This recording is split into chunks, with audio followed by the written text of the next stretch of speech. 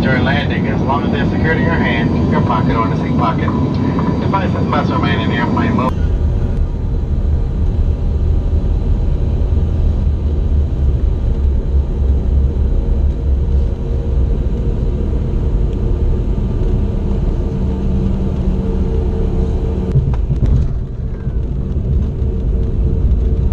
Good evening and welcome to the channel. Tonight's video is going to be a little different as I will be explaining some things a few followers have requested.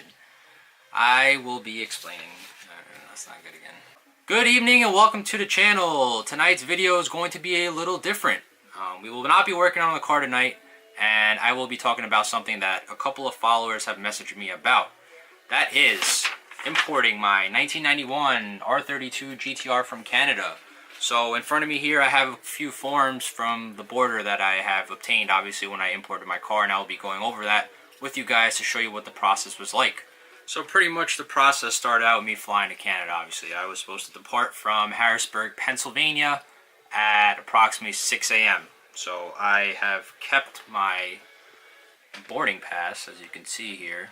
This one's from Philly to Montreal, but it was kind of a crappy day. I was supposed to leave Harrisburg around 6, get to Philly around like 7:30, take my connecting flight to Montreal, and meet my friend Andreas to pick up the car. And that didn't turn out as planned. Unfortunately, my flight was delayed for approximately 8 hours when I should have been in Canada around like 10 a.m. I didn't arrive in Canada until 4:30 in the afternoon. So Andreas met me at the airport with the car. Originally, he was supposed to pick me up at the airport, take me to his house, sign over all the paperwork and stuff, but of course, since my flight was delayed for an X amount of hours, things changed. He met me at the airport with the car, signed over the paperwork, and I was on my way.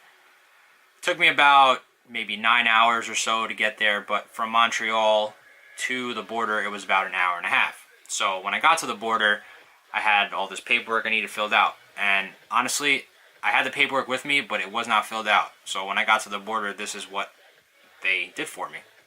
So here we have one of the forms. This is going to be the CBP form 7501. Alright, this is pretty much, I'm blocking off my information here because nobody needs to know that, but this is when I imported the car on November 3rd, 2016. This is a copy of the paperwork because PennDOT actually takes the original forms. So here's the official stamp from Border Patrol. They filled out everything for me, and this is going to be one out of the 3 forms, I believe. So I'll show you the next form.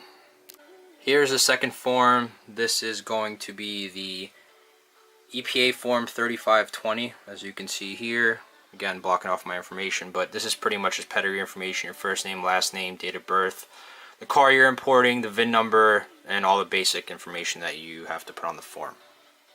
This is going to be the second form that was filled out at the Border Patrol. Here we have the HS-7. This is declaration form, pretty much stating that your car is indeed 25 years or older. The manufacture date for my car obviously was 1991, or January of 1991. So this basically states that your car is obviously eligible to be imported into the United States.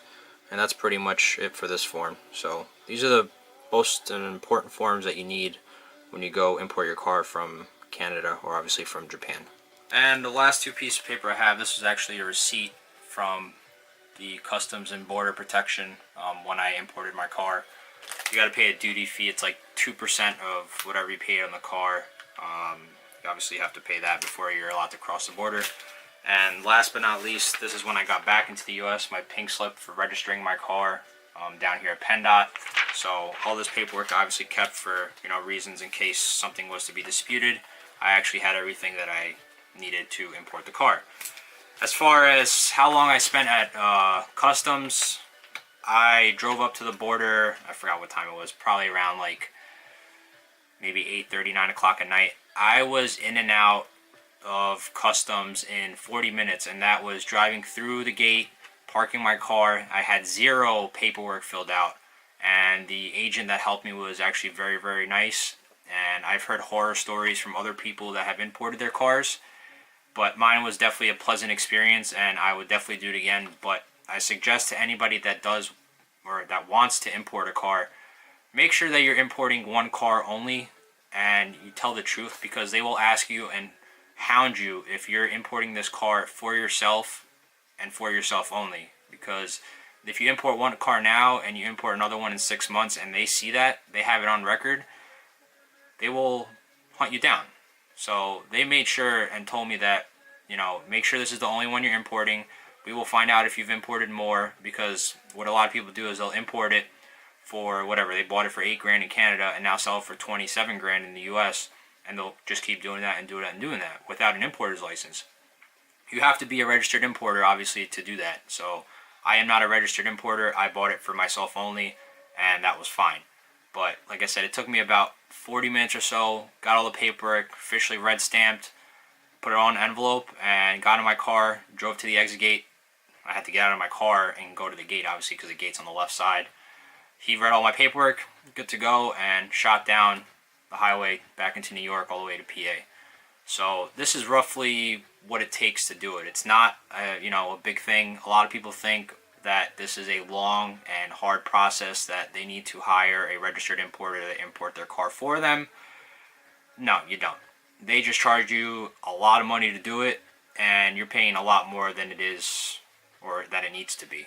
So like I said, if you're from the US, take a look in Canada and see if you can find any GTRs, even GTSTs for a decent price, and do it yourself. It will save you a lot of money, time, and stress. Okay? All you gotta do is buy a plane ticket, go over, and drive the car back. I mean, unless the car is, not in so great condition to drive back, then that's, an issue. I wouldn't even look at that car. But the process itself, again, is very easy. Like I said, a couple of people have asked for me to kind of review it and go over the forums a little bit and try to figure out, what the process is really like, first-hand experience. So again, it's really a short video on how I imported my R32 GTR.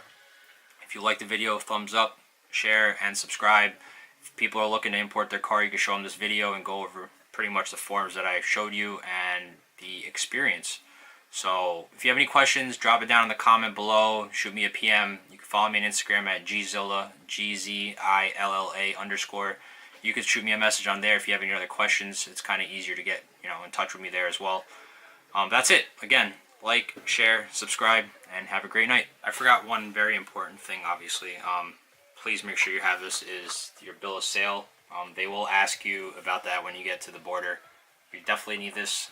They will want to look at it. They will make a copy of it and have it proof for their records. So please make sure that you do have a bill of sale from your seller and obviously you. I was very fortunate. Had my buddy's attorney do all this, signed it, he signed it, stamped it, and we were good to go. So please, again, make sure you have a bill of sale for customs purposes and when you come and register the car in the US. This is a very important document, and without this, yeah, all the other paperwork is pretty much trash. So again, bill of sale, very important.